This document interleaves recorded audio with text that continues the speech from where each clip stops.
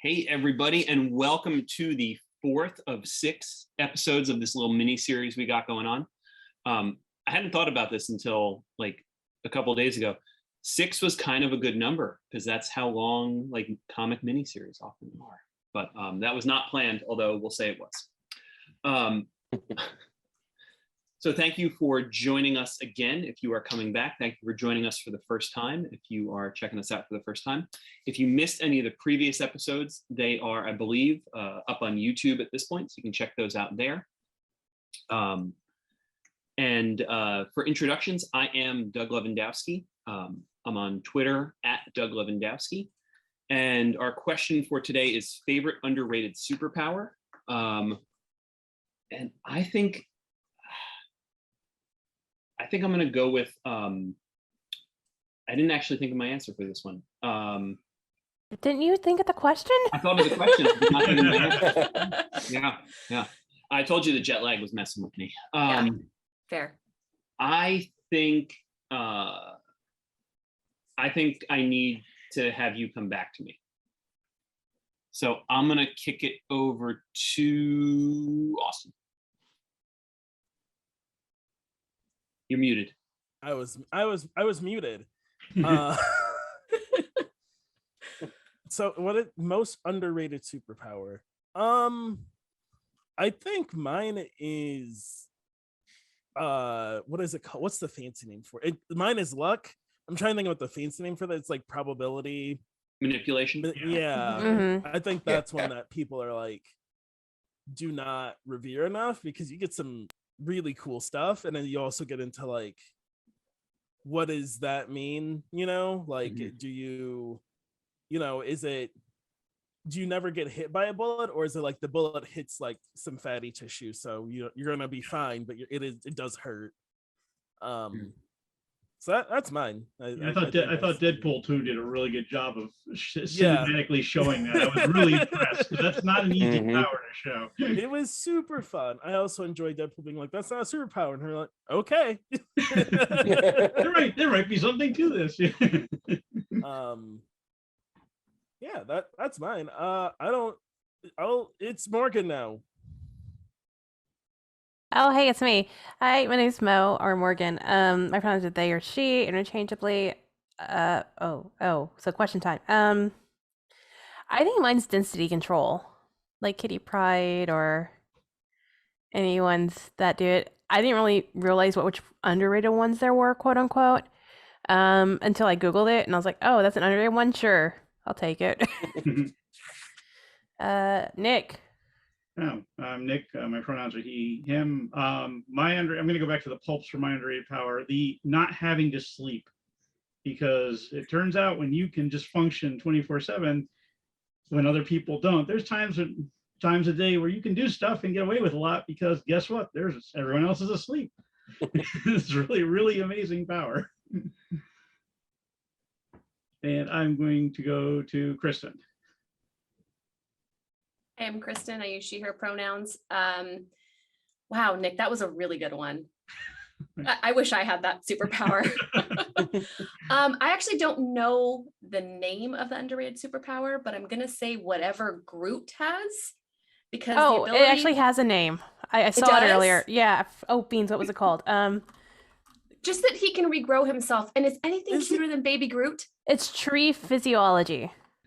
There it is. My favorite underrated superpower. Because Groot is a okay. Oh, I mean, no, not to spoil people who are only in the cinematic. Like Groot's there's like a species of them. Yeah, that's correct. So is it not a superpower? It's just their ability. That's just like their biology.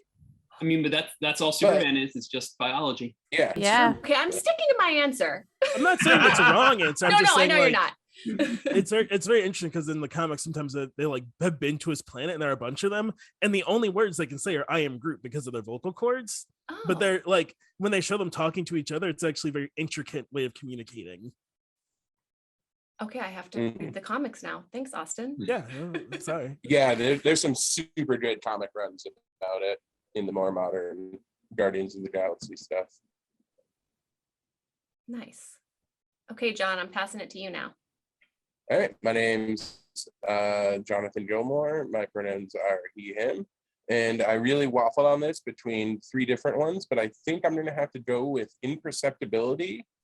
The mutant Forget-Me-Not has been a member of the X-Men since their inception, but nobody knows about them because with imperceptibility, people are incapable of being or perceiving or remembering Forget-Me-Not. So there's a really good, I think it was X-Men 300, whereas a story just about all the stuff he had done throughout the history of X-Men, but nobody could remember it.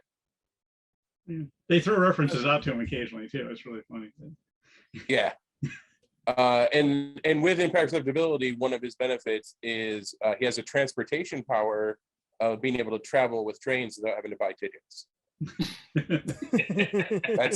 That's in the wiki about him. It seems irrelevant, but that is pretty amazing. It's good. So I was actually thinking about density control and not needing to sleep, but I couldn't settle on one of those two. So I'm gonna go with both of those, I guess. I can't rate one of them higher than the other. That's how underrated they are, I guess. I don't know. And I forgot to mention before, I use he, him pronouns. So, all right. As always, we would like to thank our moderators over on Twitch and everybody viewing tonight. If you're viewing on Twitch, thank you for tuning in live. If you are watching a little bit later on YouTube, thanks for checking us out later. And JB is out to attend a Comic-Con. How dare he? We Right? can't believe it. The betrayal. But we hope he's having a great time. No, And no, I'm our- kidding. I'm joking, JB. I'm sorry. He can't hear you. He doesn't know. He might be. He might be like streaming and like snipe watching us. You never Yeah. know. That'd be wild. Still watching you for a month from now. How dare you? Right. Putting it Well, away. when we have all kinds of technical issues next week, we'll know. But tonight we have Alex with us. So Alex, thank you so much for your help on here. And our standard reminder for everybody viewing live, feel free to chat along in Twitch. We are talking about strengths and we may need names for stuff or things like that. So we may ask you for some help there. But as always, we're thinking of this as sort of like, sitting around a table giving feedback after a play test. And bearing in mind that you're watching the process happen live. So some of the stuff might seem a little bit weirder and we'll work on polishing it as we're going. But we're happy to hear what you think, especially if we have any questions. Gang, did I leave anything out? I don't think so. I don't think so. Oh, I just thought of our question for the last session and I'm going to write it down so I don't forget it. So somebody else. Such talk. a teacher. Somebody else. talk. Sorry. Wait, what are we talking about? This week, Okay, we're- so are we starting with strengths? Yeah. Sorry, Austin, I didn't mean to cut you off. we're chill.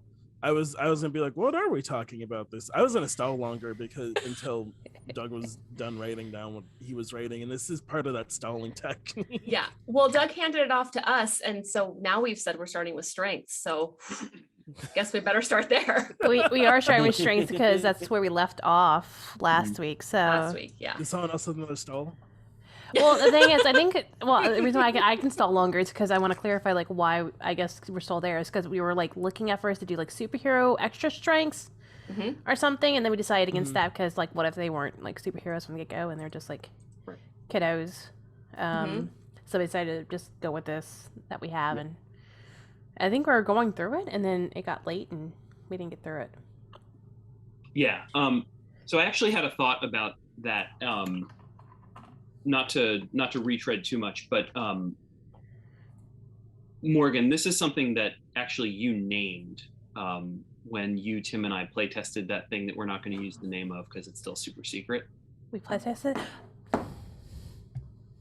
So Put it in the chat. Come on. I don't. I'm trying to remember. Oh, yeah, we play tested. Oh, okay. So this was an idea that Sen Fung Lin came up with for for a game that I talked to him about. And it's this idea. Morgan came up with the name. Do you remember? No, I don't even remember when this was. You, Tim Devine, and I play tested. But anyway, I don't remember any of this. Yes.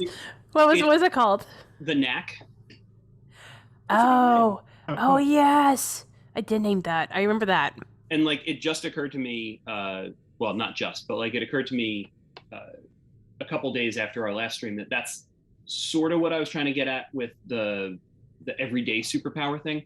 Mhm. So it's like something that a person is just really, really good at, and then like once per arc, they can do this thing and just kind of automatically succeed. Like if you're a great dancer, right? Like the end of Guardians, the first Guardians of the Galaxy would be like a perfect example of this, right? Like they don't superpower their way out of it. They dance their way out of it. Like Superpower a little bit. well, and also that, but that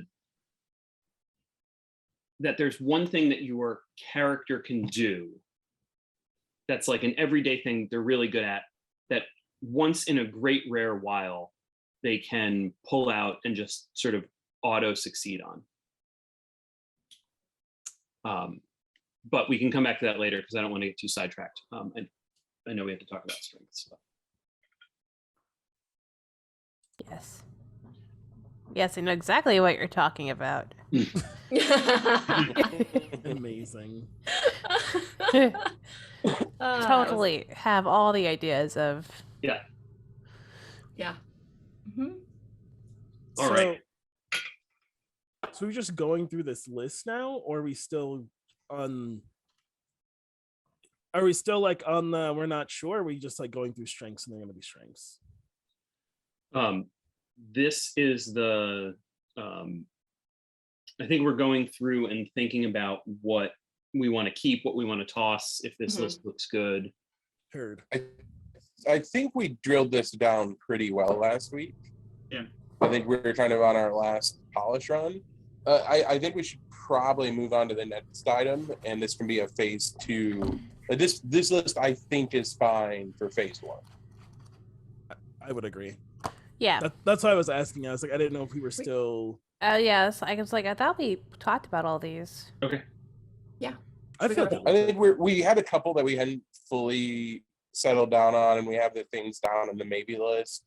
Mm-hmm. But I think for playtesting, we're probably good.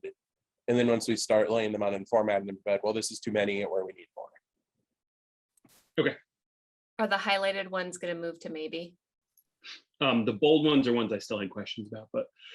Oh, well, I mean, if you just want to go through and address them real quick, we can. Yeah. Okay.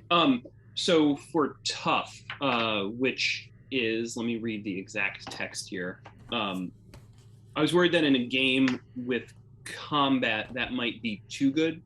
So tough is from Kids on Bikes. If you lose a combat roll, add +3 to the negative number. You still lose the roll no matter what, but you could reduce your loss to -1.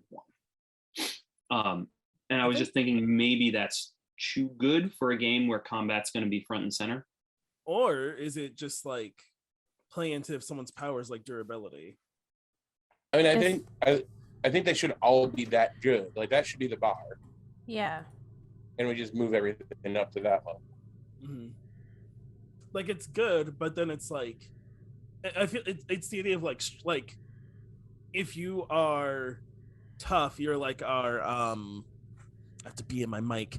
If you are I'm so bad at it. I just like to move. But if you are tough or like a heavy hitter or other terminology used in the genre, then when we get in the fight, I think people will look to you as like, you're the one who can get hit in the head 6 times and we'll help you. You're the tank, yeah. I don't think, I think it's important to remember you're all telling a story together. It's not like the players are trying to win against the GM. Yeah. Just because there's combat. And I also don't think tough is going to trump like invulnerability. Mm-hmm. Mm-hmm. Yeah. Yeah. Like some kids are just made more durable and And if it plays into who they become as a super, that's awesome. If not, then they're just a little more of a, a little more tough skulled and like, or tough skinned, or like. Then I worry. I understand Mhm. the worry of like, what if everyone at the table picks tough, and it's like, well, then either their GM will think of other things to like. This system has a lot of ways to introduce complications for the players to respond to tell a good story besides the combat we're adding in. Yeah. So if everyone picks tough, it's like, okay, well, what do you do when it's some kind of social thing, or you all need to be really fast or whatever? Okay. Yeah, the GM can just guide it away from combat. Yeah. Mhm. Right. Hit them in the fields. That's not where they're tough. Yeah.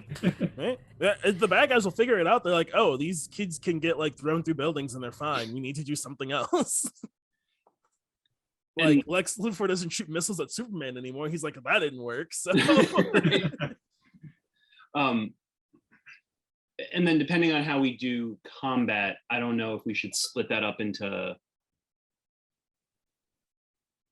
I think we'll need to take another pass at these after we figure out combat and the tech tree and stuff. That's what I was gonna say. Yeah. Yeah. For Yeah. sure. But yeah, for sure.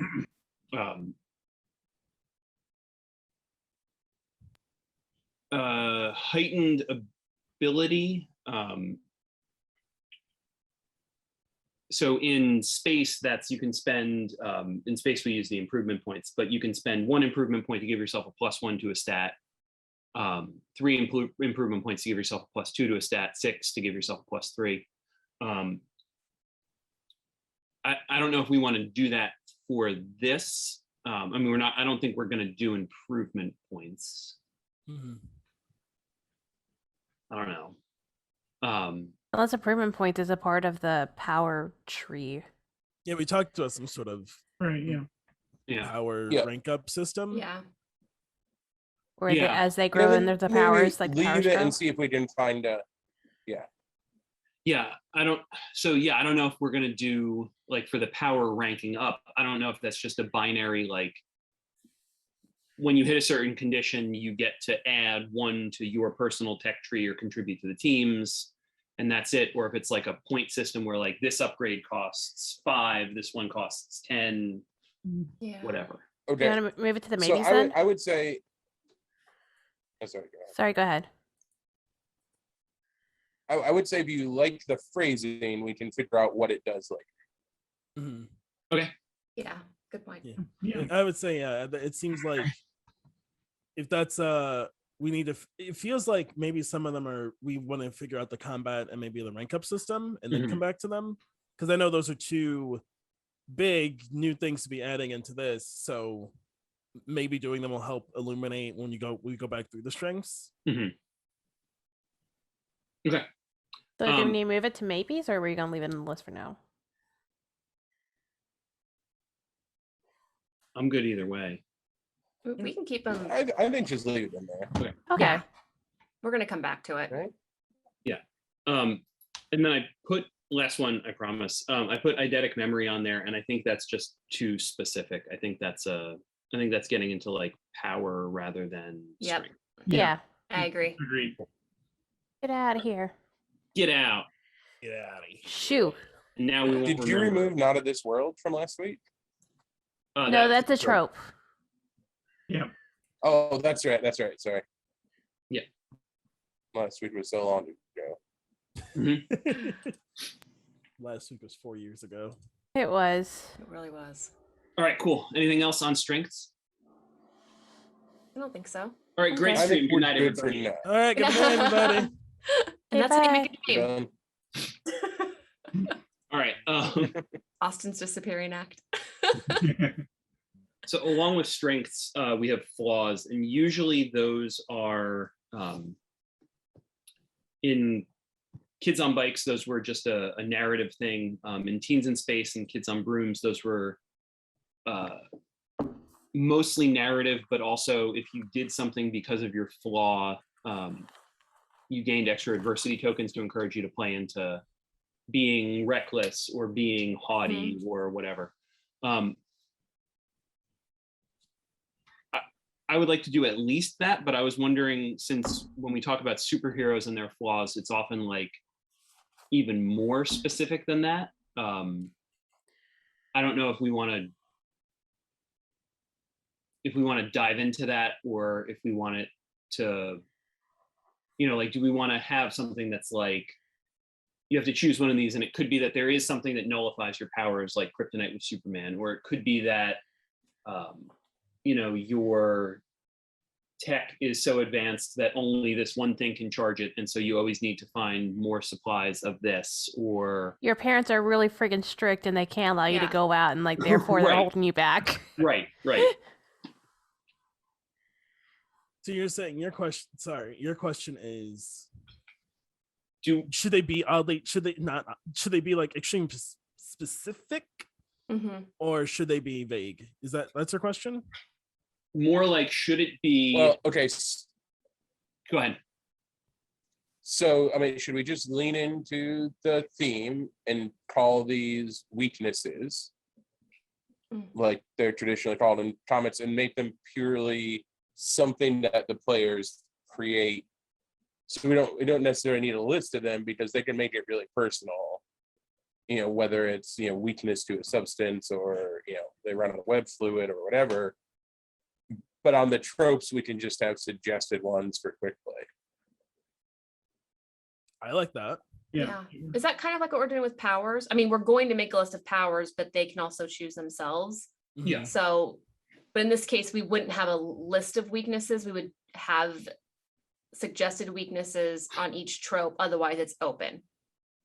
I feel like the suggested weaknesses should go with powers more than the trope. Oh, yeah. Well, I guess go ahead, Nick. Oh, so you can do them both ways. I guess this is again falling back on the older games. You can have a power cost less by having a weakness attached to that power, or just get more points from having a weakness that applies to your character overall. So it's a question of do you want to do both of those, or do you want to do just one type of those? I guess is the question.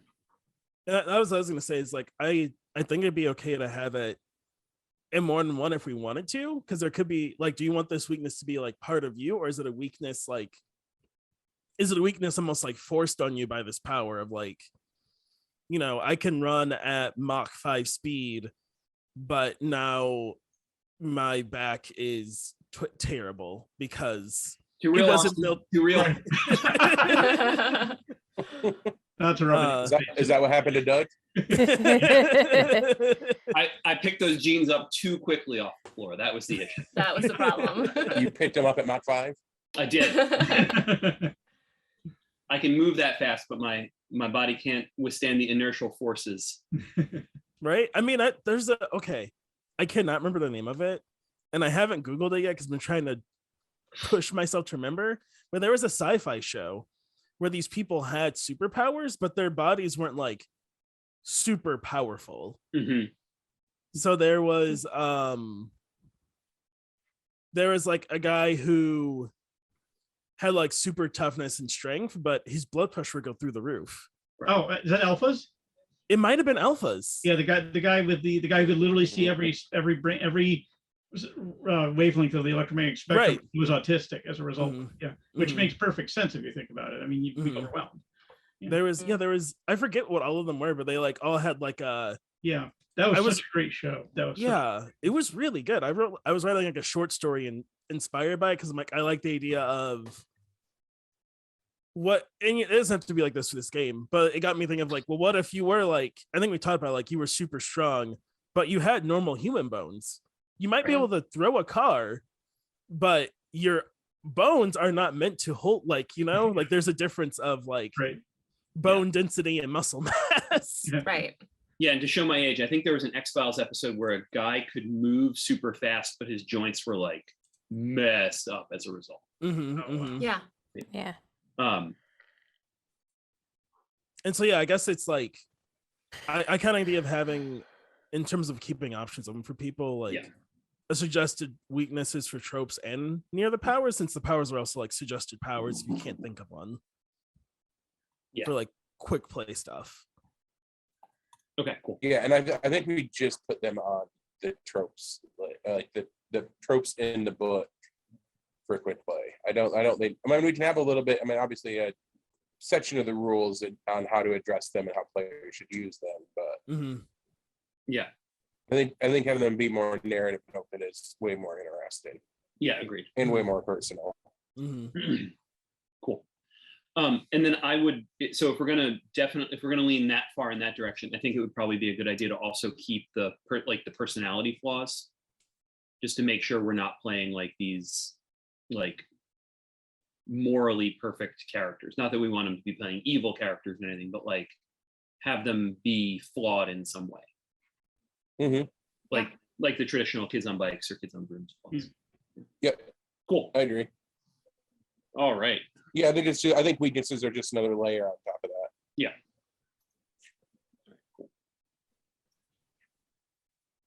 All right, and now the moment everyone's been waiting for. Us fumbling through trying to figure out a combat system for a game that actively discouraged combat when we first played. What happened? How did we get here? You sold out, man. I'm ready. The 5e player wrings their filthy hand. Oh, yeah. Session should be 8 hours long with one combat. Right. Right. If you want Let me rolling calculate 12, the you CR need 1 12 second. sets of all of your dice to play this game. Hard pass. Yeah, This actually, is your chance to introduce Thaco. I've learned my lesson. But It's nothing but percentiles, baby. So in the notes, and Alex, have you been able to pull those up? Yeah. Cool. I'll answer. I'm watching the stream. All right, sounds good. So in the notes, we just have a couple things that we want to make sure, and this isn't necessarily a gospel list, but like that the mechanics are, the fight mechanics, combat mechanics are simple so that it just like gets out of the way to make sure we're like doing interesting stuff in the fight. Fast, right? Like avoiding that, like, all right, it'll be 15 minutes before you get to me. I'm gonna go get a snack.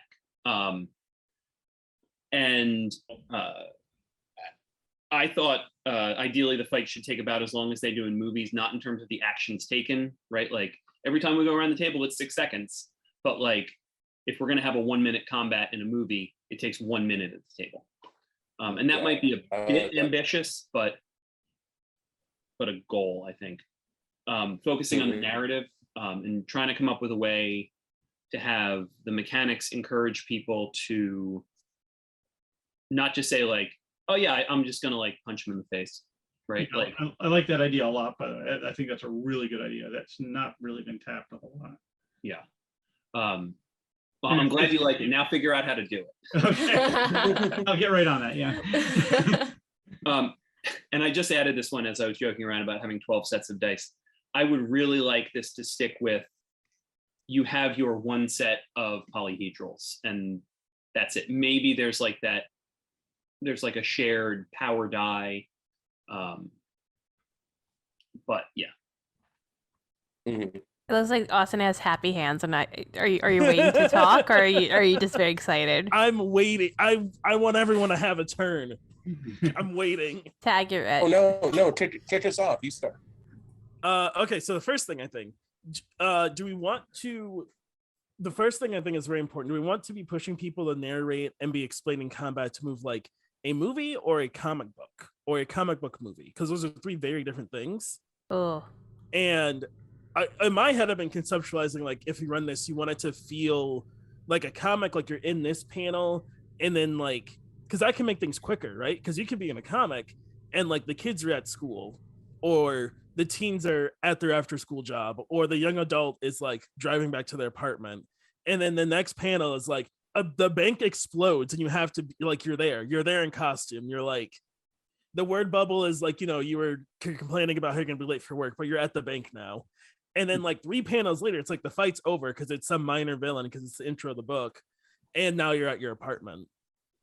Whereas a movie is very like, it is a little bit slower, and the action is a bit more kinetic and quicker. And it, so I want to know what everyone else thinks it should feel like. Has everyone else been thinking like, yeah, where's everyone else? I think cinematic / comic book movie. I don't think it has to be like jump to panel, but I love the concept of panels, and I put that in the notes as something to talk about later. But I think like fast-paced movie. Heard. Yeah, that's how Mass runs. Basically, the like a fast-paced movie, but also at the same time, they have comic book setups, like the keeper or the MC or GM or whatever dang PBTA Whatever game term runner they is. use for that game. Master Yeah. of ceremonies, isn't it? Yeah, is like, yeah, okay, so like you're bringing the bus to like to them in the portal, and like, you know, all we see in the next panel is the bus skidding into the portal, and then the last person in the next panel flying in after saying fuck. That actually happened in our game.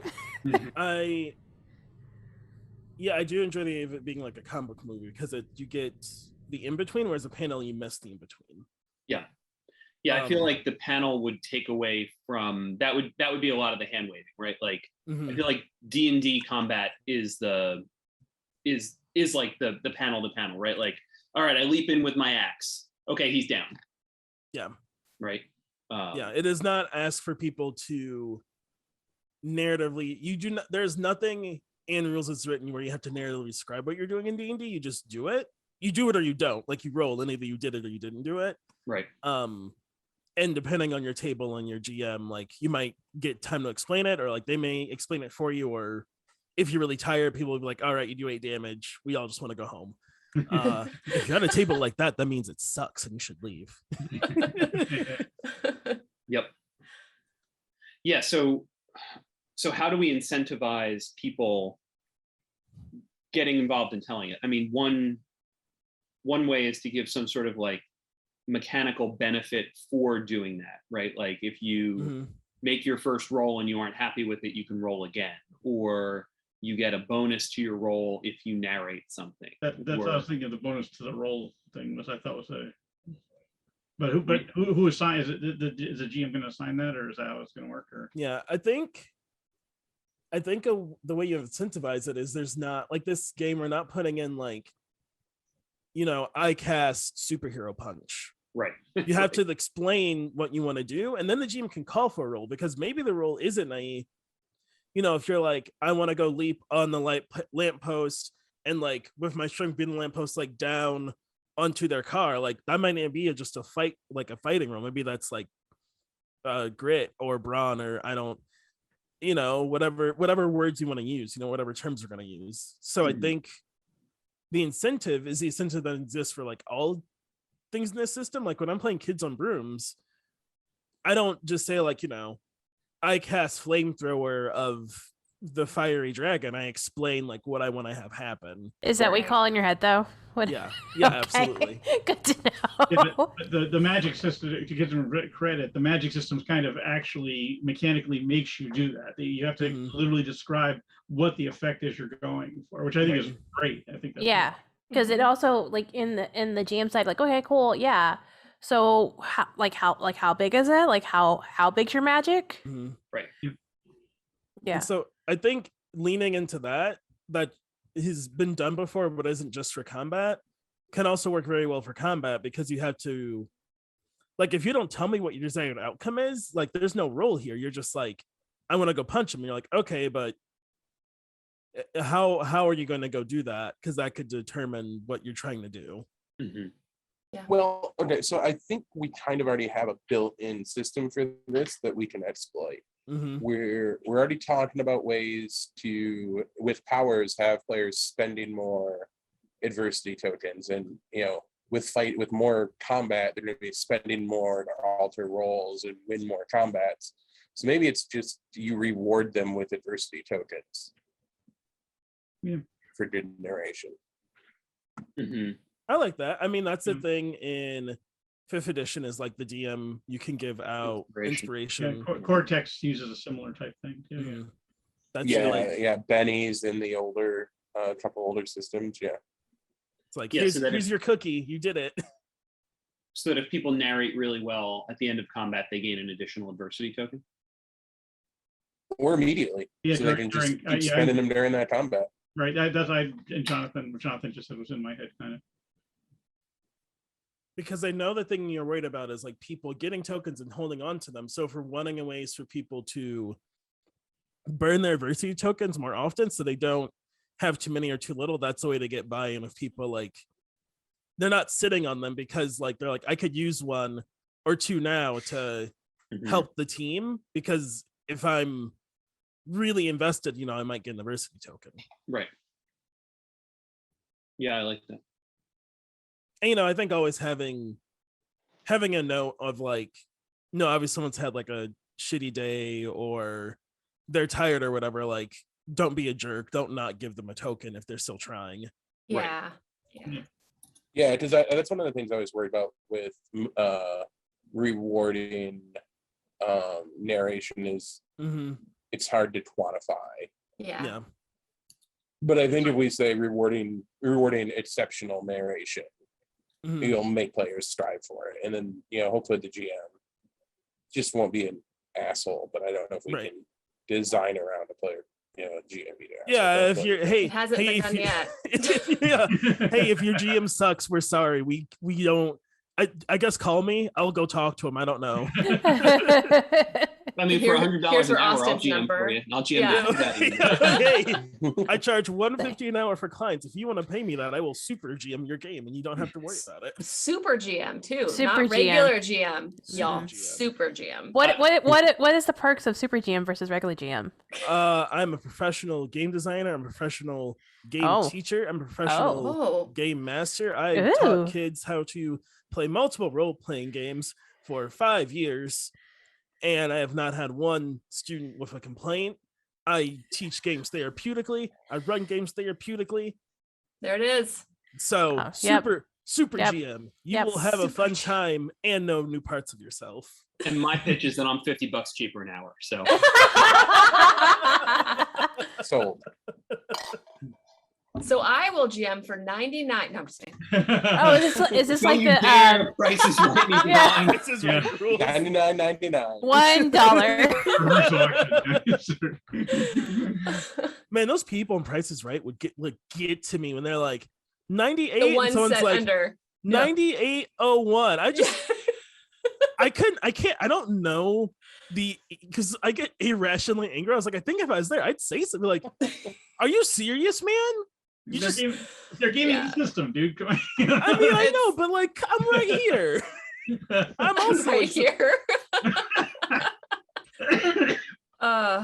Okay. Yeah, so I guess actually Christmas is the opposite of Price is Right. Yes. Yeah, okay. Yes, the opposite. Yep. All right.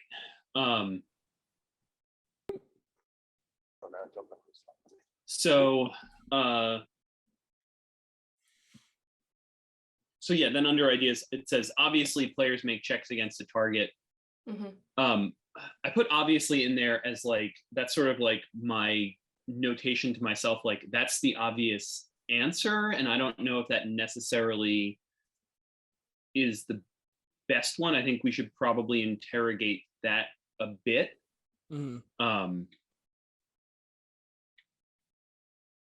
What are you not sure about? I don't know. I just always think that if something is the obvious answer to something, it might not be the best or most interesting. Occam's razor. Right. I since a lot of the skill checks in general are GM established, right? Why would we change that for combat? Like, do we want combat to feel uniquely different from the other checks? That's a good question. That's the question. That was my thinking. Yeah, but it's more rules. Yeah, I don't think so for that very reason, because this is, I mean, specifically a rules-like system. Yeah. And I think maybe we can use powers to make combat feel different than the other game. Yeah. And the stake system that we were talking about as well. Yeah, because I could see, I see you have here like could be rolled off, so like the GM rolls and the player rolls, which is like a lot of other systems have. That means the GM has to have dice. Hey, I will say this. When I'm a GM, I personally actually hate when I don't get to roll dice. I want to roll dice. Okay. That's valid. I'm just like, if I don't need the dice for any other part of the system, why would I need it for just the combat? That just I always want to roll my beautiful D20 from Utopian Baubles. I miss that. Mine are up So not a fan of the cipher system, are we, Austin? No, like I don't know. You're not the first one. I know other GMs complained about it. It was in Misfits and Magic, like Abria rules for GM stuff. She didn't just set things like when they like Abria like for sure ad hoc in combat to kids on brooms in Misfits and Magic, and would roll because I think it's just like when you run a lot of systems where you do. So I run a lot of systems where I VGM also, like I have characters I made and they have stats and I get to roll, and it makes me feel like more of a player than a game manager, which isn't bad. The Numenera person I talked with, she literally said that almost said the exact same thing. It's like these are my characters. I want to run them. But I understand that being a rules light system, not wanting to add in like, all these rules for GMs running like rolling, because it seems like a lot of people that are like in this system and invested in that are going to be like the first people coming in to like want to play it are going to be used to not rolling. Yeah. Okay, so go ahead. I think the question for me is, do we want that the variance that rolling adds or not? I think saying, choose a die and roll it isn't much more difficult and might actually be easier than set a difficulty level. Well, it adds a rule, but I don't think it's a difficult rule. I think I'm not so much worried about the rule overhead as the amount of time that comparing two numbers takes, because that it's a little bit more, I think. And also, like if you're fighting like 20 goons, it's gonna be much easier than me being able to say like, oh, I'm gonna like try to like throw this truck at 5 of them, and that just has a difficulty check rather than like rolling 5 dice and then checking all of them, or other things like that. So one thing that I thought about when we're talking though, to make the combat feel different, is what if your dice have cooldowns in combat? So when you use a die, you can't use that die again for some amount. I don't know exactly how we should handle it, like whether it's for that combat or for a round of combat. Yeah, power for that cooldown. scene, but it could be tied to the power. That's exactly what I was thinking, Kristen. Power cooldown, Yeah, maybe. But I think that could be interesting, having to like set your dice off to the side and then bring them back in after. Yeah, I enjoy that. I think a way to, if we want like quicker combat, it might just be like for this scene, and so that's like this combat or whatever. I think that could be cool. Yeah, and well, it could also be a factor of like if you take stress or whatever system we want instead of damage necessarily, that lets you refresh your dice pool.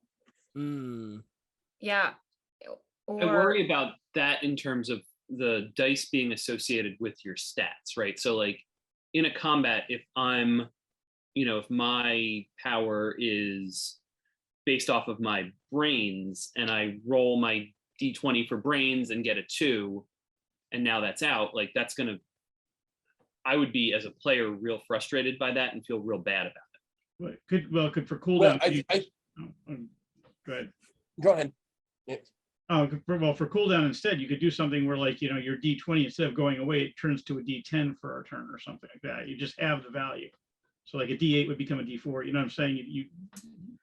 Of course, when you get the lower dice, it kind of falls apart. You flip a coin for the lower dice. Flip a coin, yeah. I wasn't necessarily thinking of this for power usage, but specifically for like combat stuff. So like, well, I use my strength attack, so now I have to figure out how to utilize my other skills narratively. Yeah, I see what you're saying. I think the idea of like, if we're leaning into like you are not veteran heroes yet, obviously, then the idea of like, you can't like Batman, one with the shadows, like ninja takedown 100 dudes, because you're still getting used to this. You might be able to get 2, and that's super helpful, but now you need to like do something else. Or you can't laser vision indefinitely.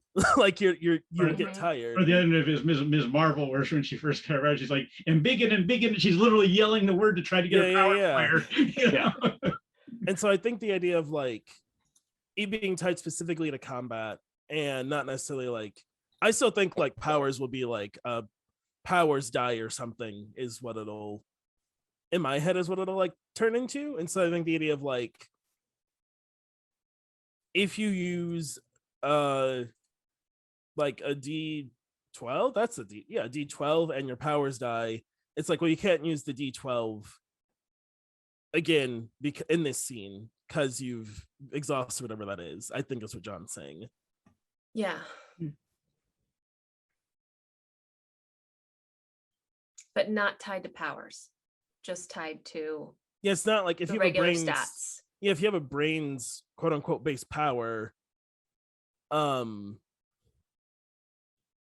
it isn't like your power is on cooldown.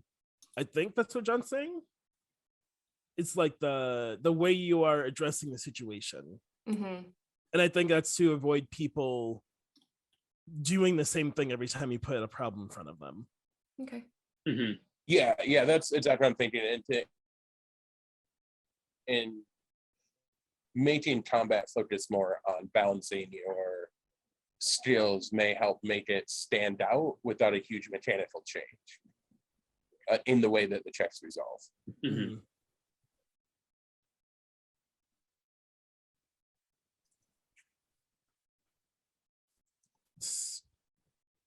So do people think just establishing a what's the word y'all use? Difficulty level? Difficulty level. Yeah. For combat stuff is still like, where is that like seem better than GM's rolling stuff? I think for goons personally, yes, but I think if you're fighting anything with higher stakes, then roll-offs are probably more acceptable. Mm-hmm. Did you want like more? I think it's more exciting. Pushable. I guess, but like, I don't know. Like, I just it's not like the kids on system, because the kids on system doesn't have the GM rolling at all. But that's just me being nitpicky. Well, it doesn't have combat either, and we're putting in combat. Technically, it kind of does, but like Teens has combat, right? Yeah. Teens has It combat. does have Yeah. combat, but we kind of discourage it. Right. Maybe the base game kind of addresses it a little bit, but yeah. Yeah.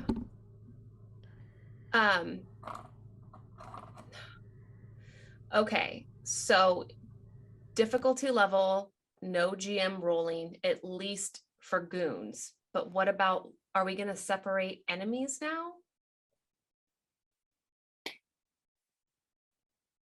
I mean, you have supervillains and goons, right? I mean, you could Yeah. Okay, I so think, different rules for fighting supervillains versus fighting everyone else. I think maybe it Okay. is a little bit more rules complexity and overhead to remember, but I think because you're not doing it all the time, it may be okay. And it would make those boss battles feel epic, right? Like, Right, yeah. all right, and now for this one, let me get my dice. Mhm. Yeah, fighting Magneto should feel a lot different than fighting, Right. bank robbers. Yeah. Right. And as the GM, I think that makes sense because those are your characters, right? Like in the bank robber is not a character, right? Mhm. But the Joker is, right? Yeah, and Leverage, which is a game rule summary now, they had levels of like they had agents, and they actually had like tiers of these characters of who the opponents were, which I don't think we should do, but it was sort of in that direction. Yeah. Okay. Cool.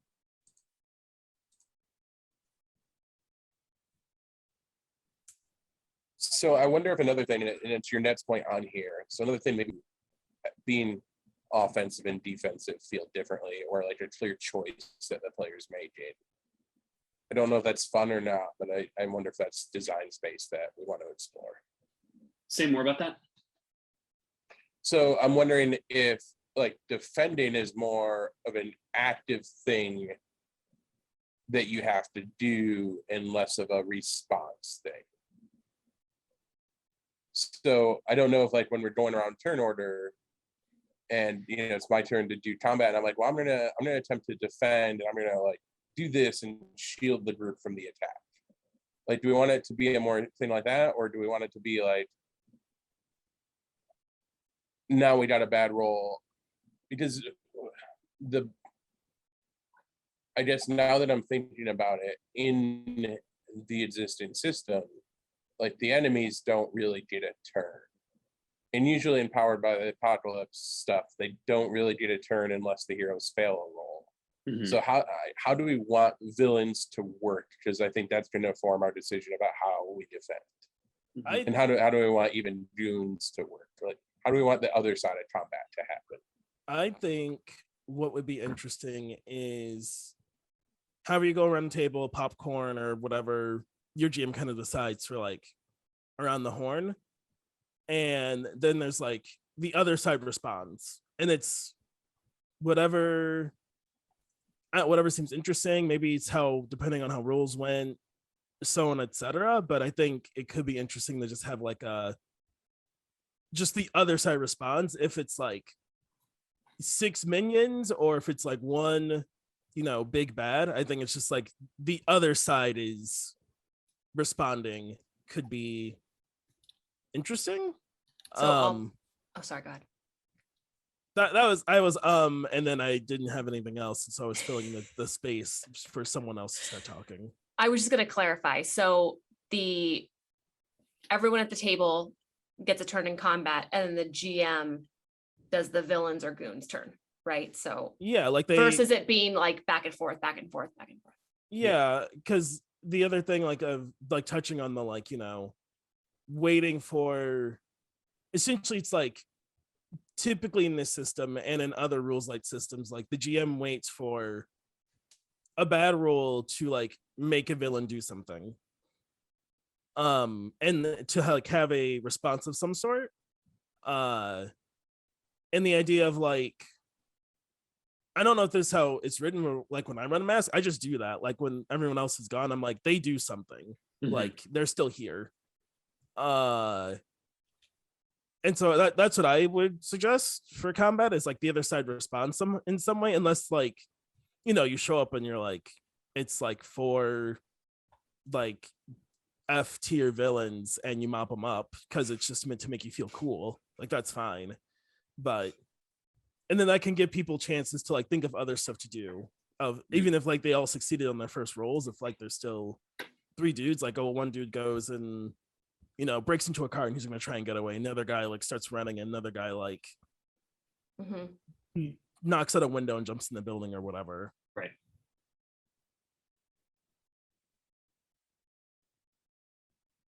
So would we want, you saying that makes me think, would we want the GM to start out by saying what they do so that you can figure out how you respond to that? Yeah, I think so. I think the bad guy should go first. Yeah. Yeah. And also too allows the GM to actually like establish the intensity of the scene itself. Yeah. Right. So I definitely think I like the idea of whenever this is I'm like not sure, but like if it is some sort of combat scenario, like that you have like, you get there and like stuff has already started. Mm-hmm. Yeah.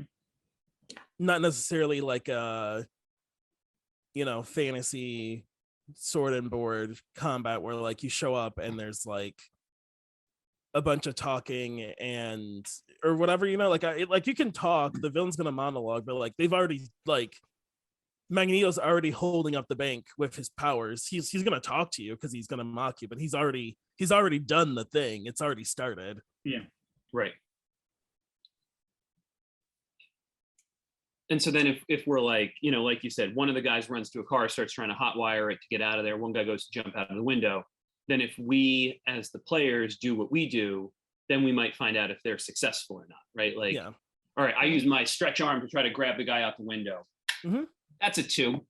Yeah. Yep, he's gone out the window. Yeah, exactly. Like I think it also helps with the idea of like it feeling more like kinetic and Punchy and faster. fast. Yeah, versus like you show up and they all look at you and it's all the bad guys and it's all of you and they stand in T-pose for their 6 seconds and wait for you to take your turn. And I think that also plays into this idea that these are novice heroes, right? Like they're not controlling the combat, right? Yeah. They're only responding to what's happening. They're reactive. Yeah. Yeah, that idea that the world's a step ahead of you because you're still learning.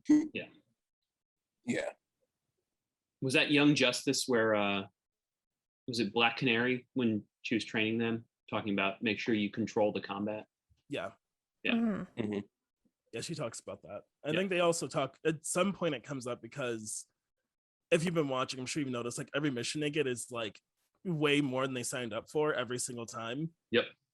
That's like a running theme that someone brings up at some point of like, like of course it's like that. Like you're an amateur. Right. Like you're always going to show up and be like, oh, there's way more going on here than I like planned for my mission brief. Yeah. But when you watch if you go back and watch like the Justice League shows, like that happens to them, but they don't freak out, right. They're like, oh well, of course Lex Luthor had a death ray hidden down here. Makes sense.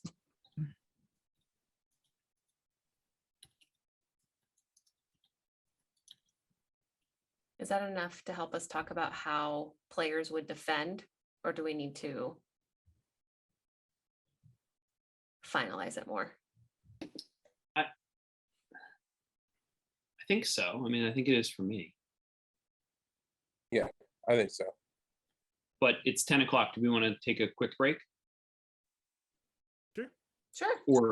Or maybe 7 o'clock, depending on where you are, or 8 o'clock, or 9 o'clock, or any time. It could be anytime. Anytime. Literally anytime. It is we're near an hour time of some sort.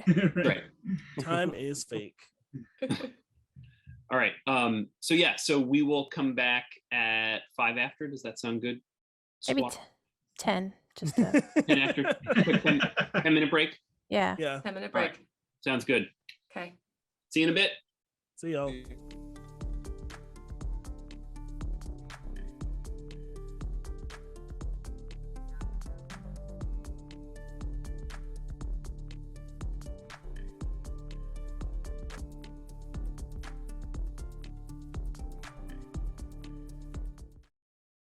All right.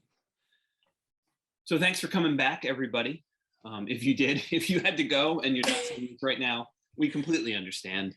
And we forgive you, but you're not here to hear that. So maybe also if you're new here, hello, welcome to the chaos. Yeah. This is how the sausage is made, folks. Although we have not really gone tangenty nearly as much as we usually do. I know. We're on a roll. Don't acknowledge it. We've been on track. So who's got a fun story? No. All right. Are we all ready to jump back into the doc? Yeah. Anybody have any fun epiphanies while you were gone? I still don't like the idea of rolling against people, but that's just me. The whole time we were talking, I was like, Mo was gonna kill me. They're gonna kill me. They're like, stop talking about dice, Austin. I just like it's like dice, Austin. It's like Donna Bria meets Austin.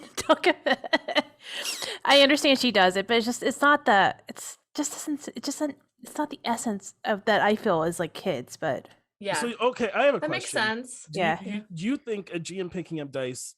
Hold on, we lost Sean. Oh.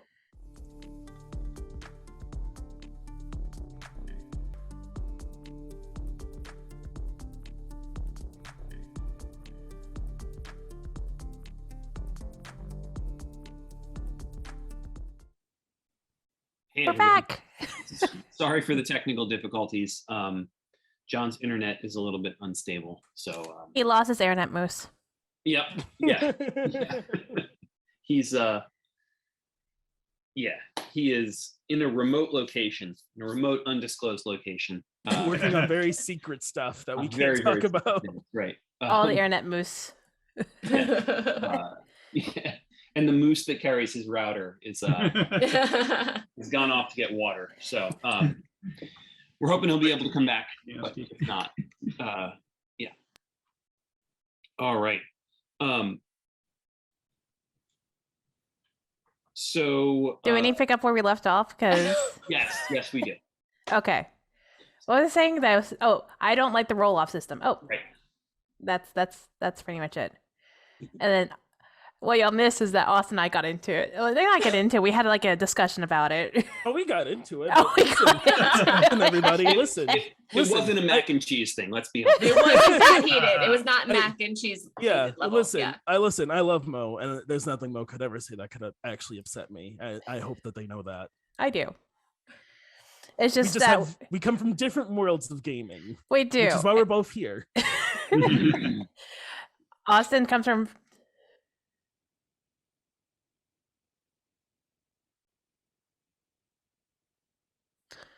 Cool. we're thumbsing up you, Alex, even though our We're talking to other people. Don't worry about that stream. Alex is the best. That is all. yes. I'll get quiet. Oh. Okay. Yeah, so like I don't like combat it like in general, like for D&D and all that. Like I play D&D. I do the things. It's boring in my opinion. I don't think. Okay, so I don't. Okay, that, philosophically, it doesn't have to be, and I'm sorry that it's been made boring. But It's I just- won't get into that. Yeah. So like it's just like, oh god, where were we? Like making it dynamic for people where I was like, okay, well they get the explosion dice, and you're like, I'm trying to like ad lib, like, you know, give them the TLDR because they missed all this conversation. Like Yeah. I mean, And- my main argument was, what if people don't explode? How do you make it feel like they're doing big, exciting stuff?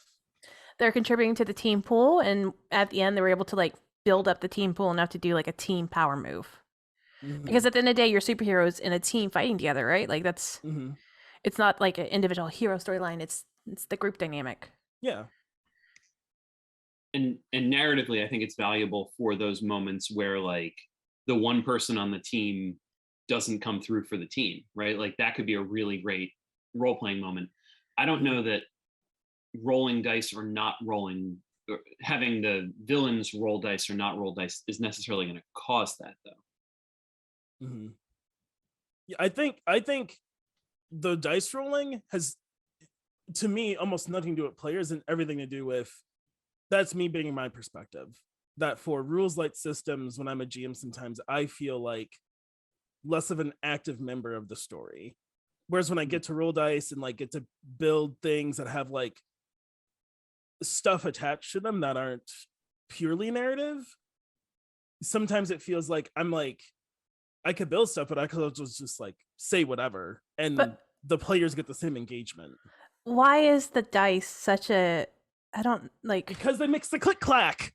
I love the click clacks. It makes the click clack. I love the click clacks. Like I have dice there, but as a GM, like when I'm doing narrative games, like I don't see the connection of like adding more by having the dice. It adds more. And again, that's just my GM flavor. It adds more for me of like, I could just have them come in and they could like, they have three options. They could just do it because you're the GM and they're just going to come in and do it.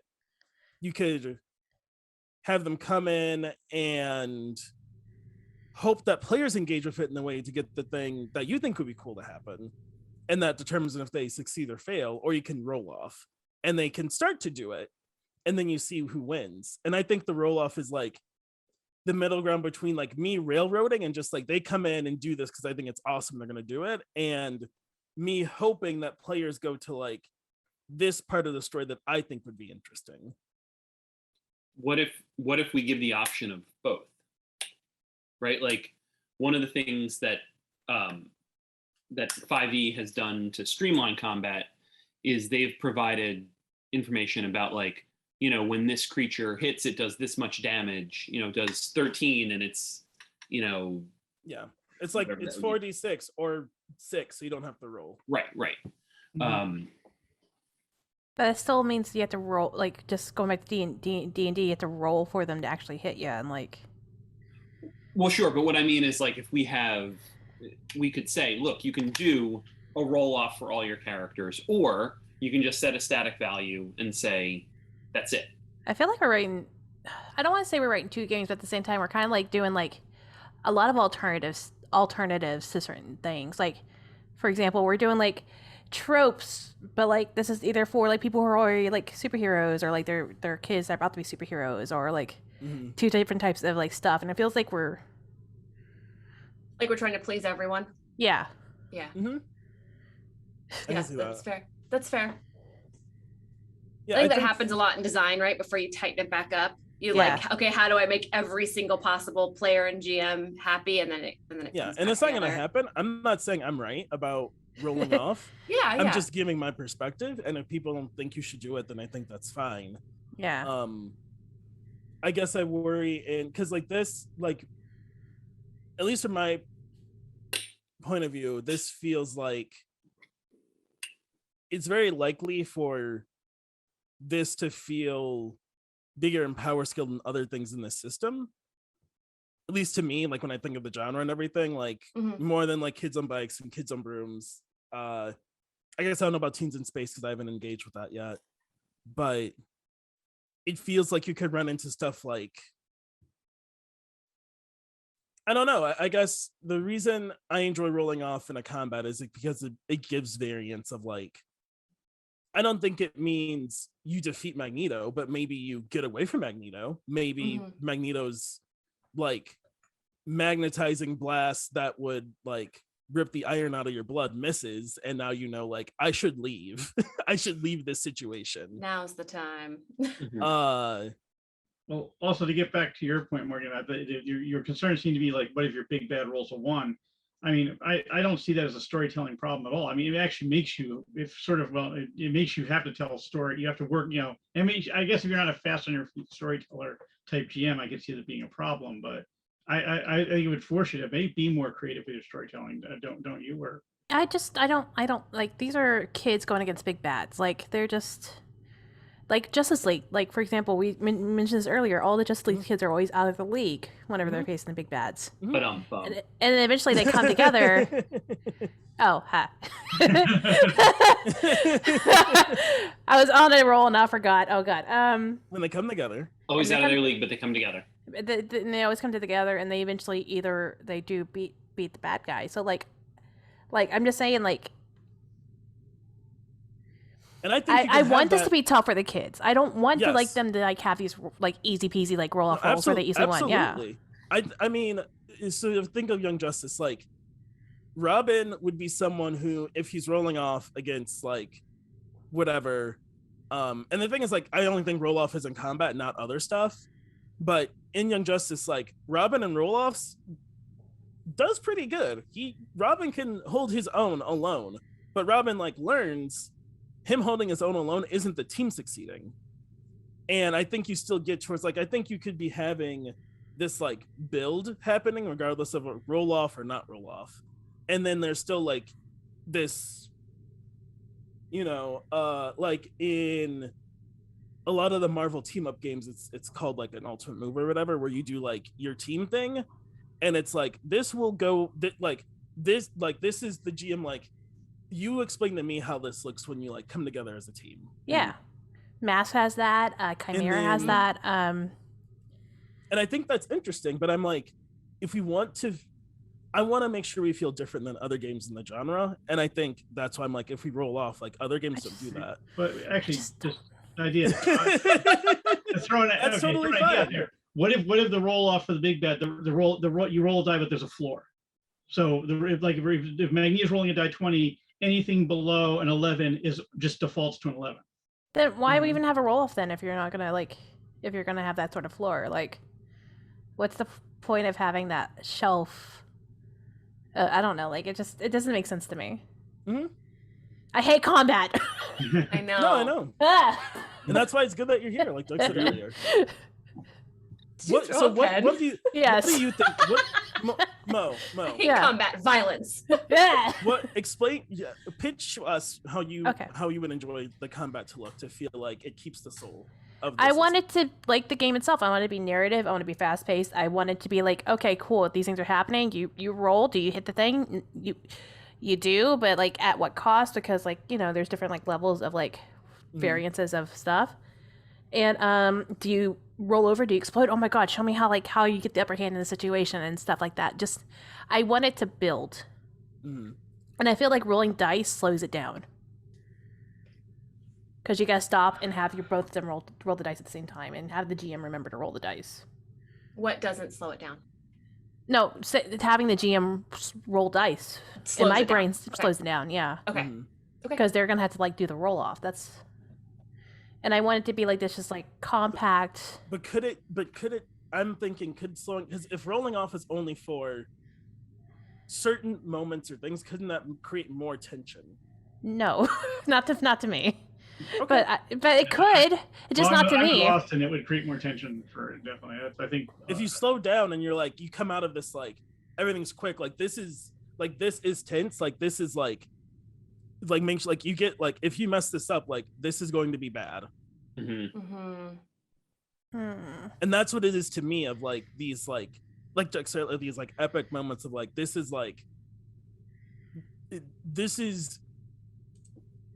you and the team. Maybe it's a team roll off, I don't know, but this is different than other stuff you've done. I'm taking out my like DM D12 or whatever, and we're gonna see what happens.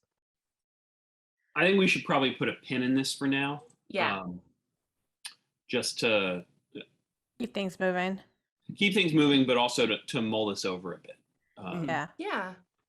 Because I think we can move on to the next thing.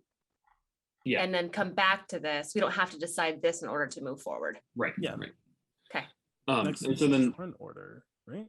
Yeah. So turn order we talked about a little bit before. I just added it in so we wouldn't lose those. Oh, okay. I read documents. So the question of how do you defend, right? So one of the goons takes a swing at Zippy Boy, my character. What does Zippy Boy do in response? And John was asking before, like, okay, is defending an action, right? So like, and my thought on that is, if I say, well, I'm going to defend the team, right? I'm not going to go after the bad guys. I'm going to make sure that none of them land a shot on us. Yeah. I think that's different from somebody takes a swing at me and I try to duck out of the way or try to, take the blow. I would You're agree. talking about active versus passive sort of defenses, basically. Right. So like, am I defending everybody, or am I just, what's my personal defense, if that makes sense? Yeah. Yeah. And my initial thought was that probably there's two stats that work into that for physical attacks. Grit, which would be, I'm just going to stand there and take the hit. Like this bank robber, my skin's made of steel. Not a problem. Have fun breaking your hand, dog. Or I'm Speedy Boy.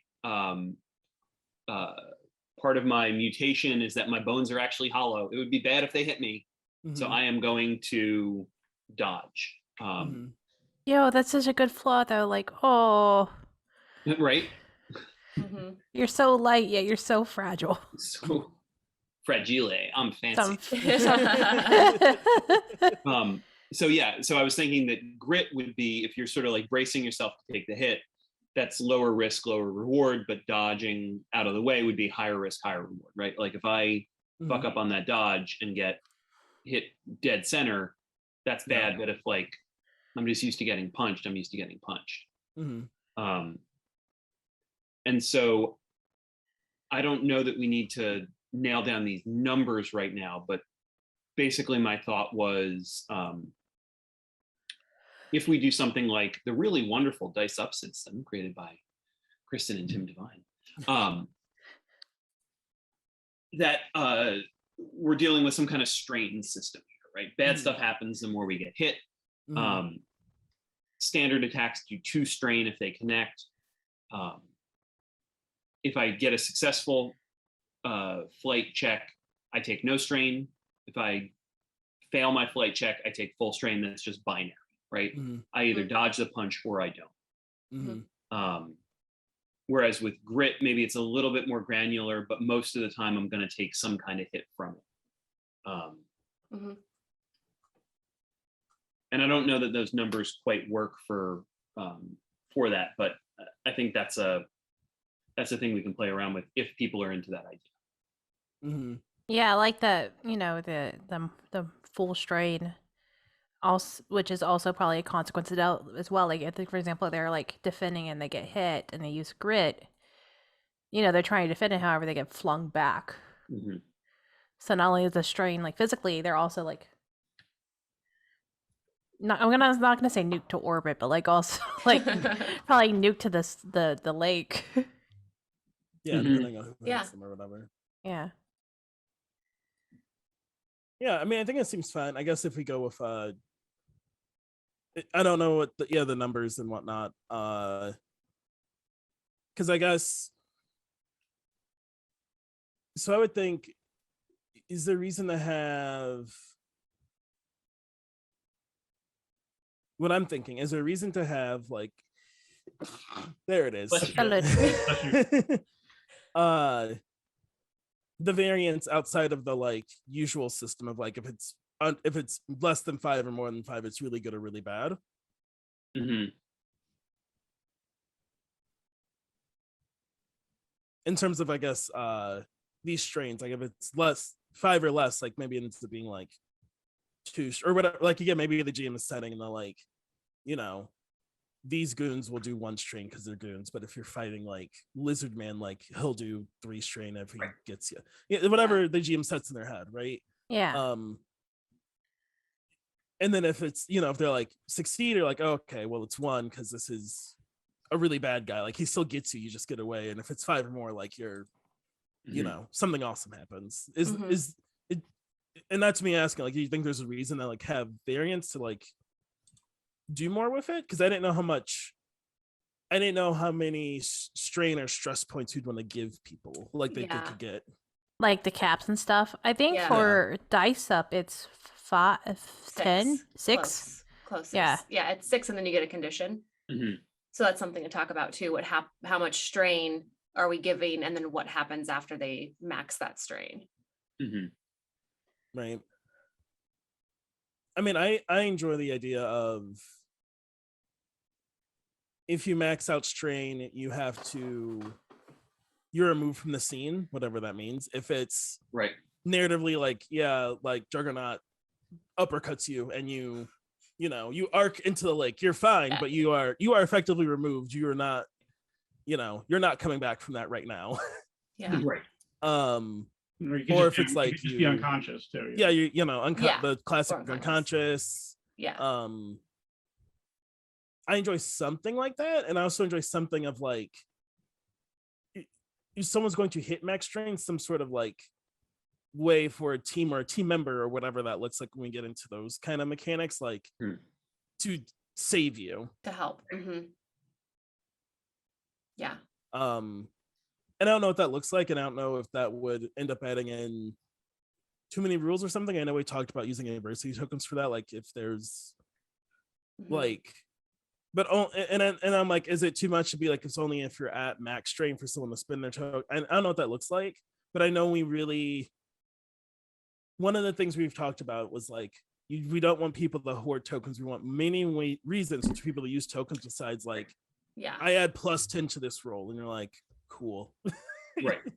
Well, and I think that could be a way to use adversity tokens, right? Like, oh crap, if this hit connects the way it just connected, I'm going to take 3 strain and that's going to knock me out. I'm going to spend 3 adversity tokens to knock it down a level. And so I'm only going to take 2. I'm on the ropes, but I'm still in it. Definitely.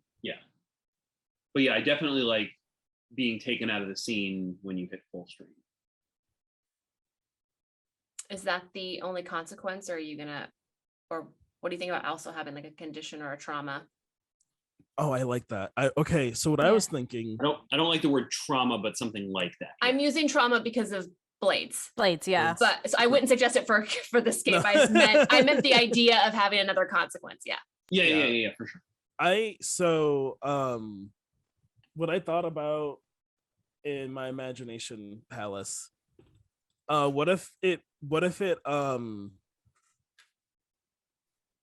so it's similar to what John talked about, and so we'd have to look at that in terms of like the dice cooldown, but I was thinking like, what if it like takes out a stat or something, so we're not adding in like another thing to track that's new. Like it's like, it isn't that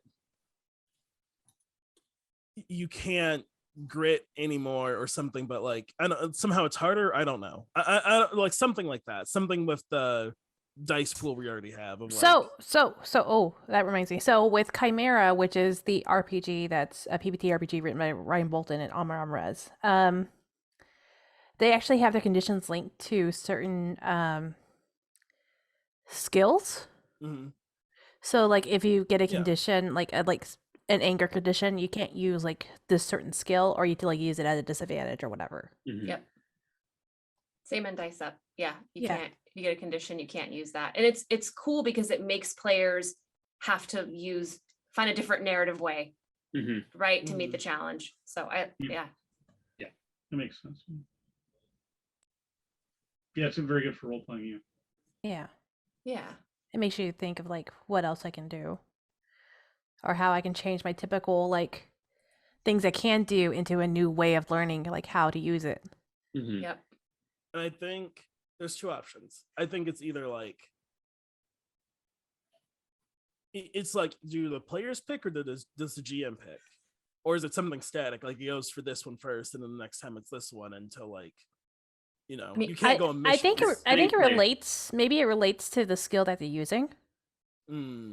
Like just like for example, they're taking a punch and it's so powerful that it like they're trying to use grit. However, they get like blasted and therefore they can't like use that. Right. Yeah. Right. It cracks their armor, or it like in Invincible when he goes up against the dude who can put concrete over himself. Right. Like he hits him hard enough, the concrete's gone. Yeah. Right. I guess what I think about. You go, Nick. You could also make it really to the power you're getting hit with too, like because a lot of times you have powers that are going to throw conditions on you. Just right. I think some masterminds is really big on that. If I remember correctly, it's like That's what I was thinking. Is like if the ways of. I just want to make sure there's ways for like each condition to be, or each stat to be like endangered or concerned about, right? Because you could say like, oh, well, brains will never get affected. It's like, well, not necessarily, because I would let someone like you can get stressed. Yeah, well, I was impatient. Yeah, I was like, you could have someone that's like, the punch is coming at them, they're gonna try and defend and take it, but maybe they're like a telepath, so they're like, I'm gonna pull up like the floor, right? And maybe I'll go for their brains instead. I'm like, well, I mean, it didn't like the punch connected with this barrier you made, but you failed your roll, and so like that's a strain on like your mental powers. I really agree with this. I've always despised hit points as a system, and I think this is a ridiculous system. And I think I've always wanted to see something where it's tied. All the stats come into play for this. Yeah.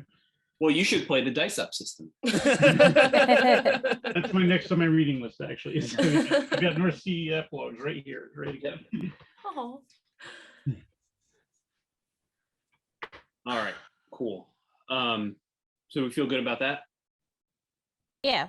And then somebody wrote in clocks? Question mark exclamation point. Oh, like blades. Clocks are great. Was that John, I assume? It sounds like it. Yeah, and that's something we used in Teens in Space too. We borrowed that idea there. Yeah. But yeah, I think like we have both of these clocks going, right? So this and the next bullet point of like our team hyperbar or whatever non-stupid name we call it. Nope, it's hyperbar now. Sorry, non-terrible.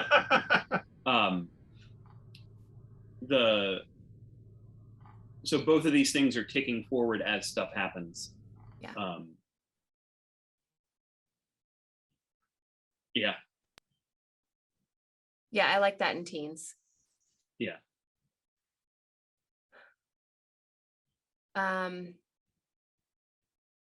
Do we want it to be the same? I guess it's kind of the same thing, right? We don't need like a clock and then a bar, right? Are they both going to be like this? One's a clock for stress. The other clock is a clock for doing awesome team power moves. Yeah. Yeah, I think they should probably function under the same rules just to keep it simple. Yeah. Okay. But one, like, I feel like the big bad one advances based on time. Mm-hmm. Like after everybody goes at the start of each round or whatever we call it, that ticks forward.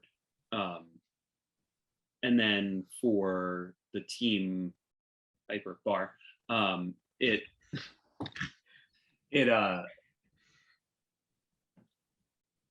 that happens, I think, when we get strain. I don't know if that's the right call or not, though. Okay, so the Where? hyper Sorry. bar. Oh, sorry, Austin, go ahead. No, my partner texted me. Oh, okay, So gotcha. I Everything kind of okay? went, yeah. That's why I was like reading, but everything's fine. So I was kind of like reading. Gotcha. Where are we?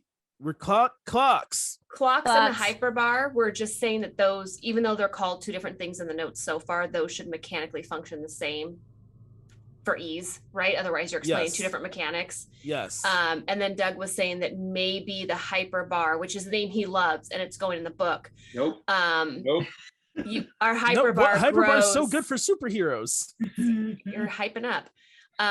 Is based on strain. What if it was? So I was trying to read what the hyperbar does, because I wanted it to be based on teamwork, but maybe that's difficult to reward. Well, okay, yeah. So, maybe teamwork is based on strain, Yeah. right?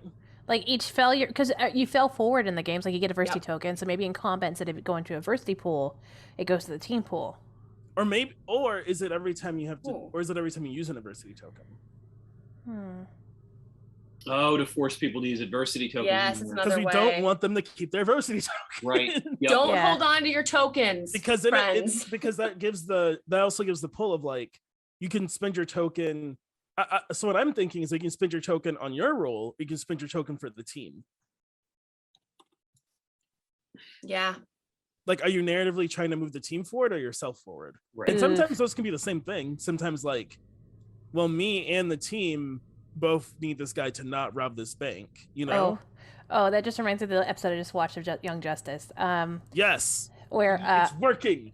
Yes. where Artemis chooses between like leading the guys in a goose chase, or like having them go after Cheshire and like Sportsmaster.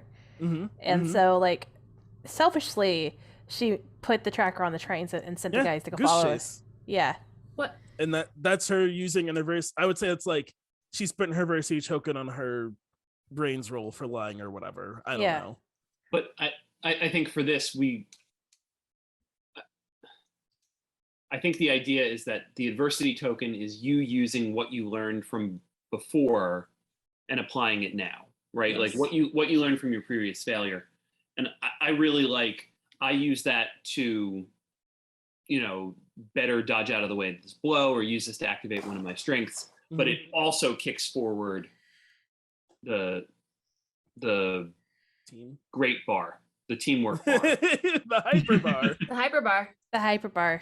The hyperbolic time chamber.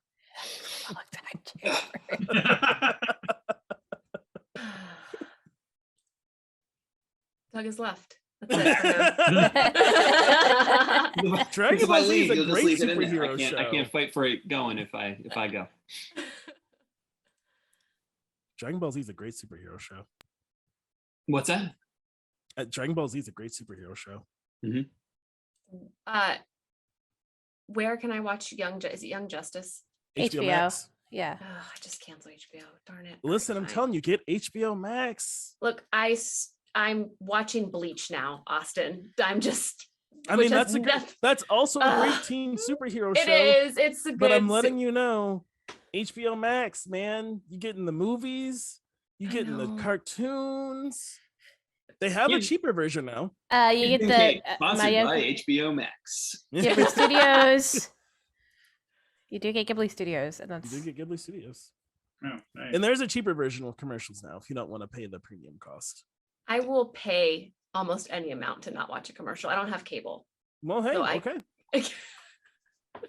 Okay, All right. HBO Max. Let's go. Sorry, Doug. No, it's fine. And so my thinking about filling up, fine, you all win. The hyperbar is that it's less of like, once that gets filled up, there's not so much of a check to use it as like, this just happens. Mhm. You know, because you don't Mhm. want to like, all right, we're rolling, you know, everybody rolls their D20 and we take the highest. I got a 1, I got a 1, I got a 3. It's a 3.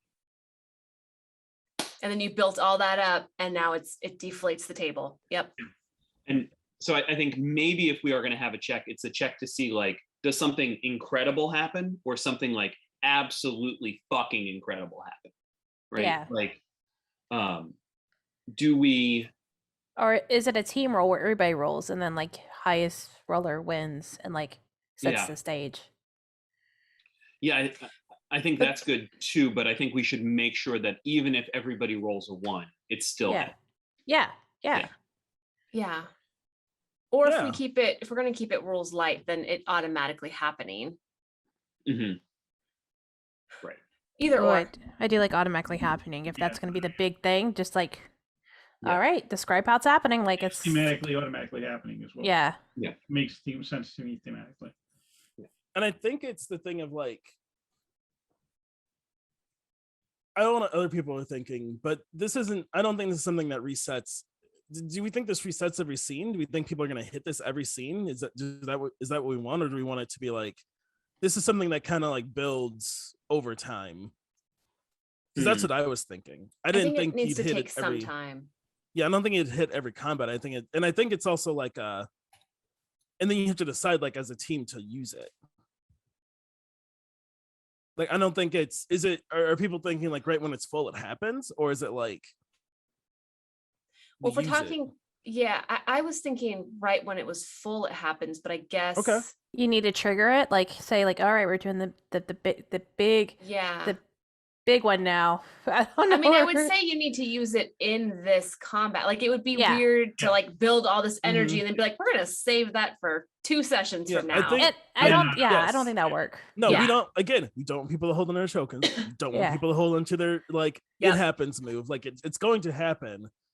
And I think it is like, it can build and maybe, sometimes it fills right at the end of a scene, maybe of like a combat. And it's like, oh, well, I feel like maybe. I just feel like if you're building up to the thing, it has to be used for that thing at the time because it's Yes. like Yeah, I time agree. sensitive. You can't. Yeah, it's for that combat, and otherwise it resets. Yeah. Yes, I totally agree. I'm thinking of the like it getting full at the end of a combat and a way to help that not feel bad. It's the final anime move where they Yeah. yell the name of their move and then It's the big That's old what it Sailor is. Moon battle where like all of them are like using their powers together and like Yeah. I Oh, went with okay. Mortal Kombat, so I'll stop. Maybe More Mortal No, it's Kombat. Mortal Nick. Kombat. one of these are not like the other. We're talking Yeah. about anime and Sailor Moon, and you're talking about Mortal Kombat. So then maybe if it builds up at the end of the combat, like instead of knocking out the big bad with a punch, we like put the big bad down at the end instead, right? Like Yeah. it's Yeah. not like, all right, he's not going to bother us for the rest of the day. It's like, he's not going to bother us again. Like Yeah. we broke the thing that gives him his power. We destroyed her entire base. She's I was gonna going say to her be lair. rebuilding Yep. for a long time, Mhm. as opposed to just we've won the day. Like Yeah. I guess what I was thinking is like if it's like I was thinking these scenarios like what if it fills and it was just like a bunch of minions and now it's like, well, now it's full and it's over. So I was trying to think of some sort of like refund mechanic of like so it doesn't feel like it still feels like the team built to this thing and they like learned something together And instead of it being this like Right. combat thing, it's some sort of like out of combat thing. But I don't know how to. That's on them, right? Like I can't narrate you all getting closer. Yeah. Well, and in Mass they do have you can get closer moves, I think, or like you cover support somebody. Like they actually have moves like that where it's like, are you growing a little bit closer to your Yeah. people? Like, Maybe it creates a bond. yeah. I mean, I enjoy we talked about earlier, like creating bonds and stuff, and that's kind of Maybe it helps you give a +1 to like whoever is like maybe to help them out. I think something's there, but that might be outside of like the scope of combat stuff. Right. Can we come Yeah. back? Maybe we 'Cause come back to I'm that. specifically talking about out of combat. Maybe it I'm gives it- literally talking about out of Well, combat maybe it stuff. gives you something like Jonathan wants, where you now can do the fastball, special, where Right. you now Yeah. have the ability. Yeah. Right. Maybe Yeah. maybe when anytime you fill the hyper bar, it You love it, Doug. Come on, admit it. You it love automatically I don't, Nick, because you know that if I did, Actually, I Nick. came up with a name, I would just harp on that shit. Because I love it when people like a thing I came up with, and I just can't.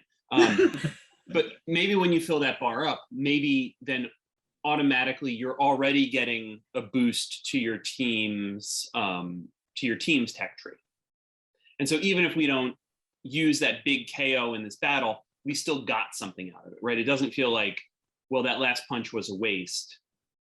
But I think we also want to make sure that we're not having people be like, well, we're real close. Yeah, I'm just going to defend. Yeah, I'm going to defend. I'm going to defend. Yeah. I'm going to defend. Right. Yeah. Yeah.